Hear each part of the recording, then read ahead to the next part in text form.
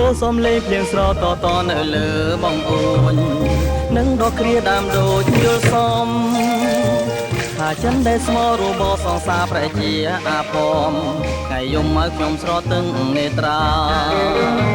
រងទុំតែឯងពុំមានគេដឹងគេលឺជាមួយថាខ្ញុំព្រួយព្រួរឿងស្នេហាមុនពេលនឹងត្រាត់អូនបាន5ម៉ោងមួយម៉ាត់មកថា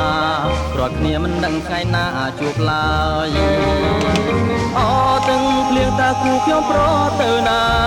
តើរឿងហេតុអ្វីបានជាធ្វើឲ្យស្នេហារួយតែចិនខ្ញុំនៅចាំ10ឆ្នាំក៏ដោយឲ្យតែបានជួមស្រី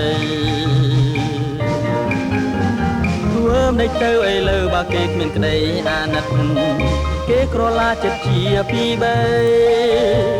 លៀងអើយស្រមអ្នកមេត្តាប្រាប់ខ្ញុំមួយម៉ាត់យ៉ាងខ្លីសោះខ្ញុំក្រៀមក្រមរៀងរេ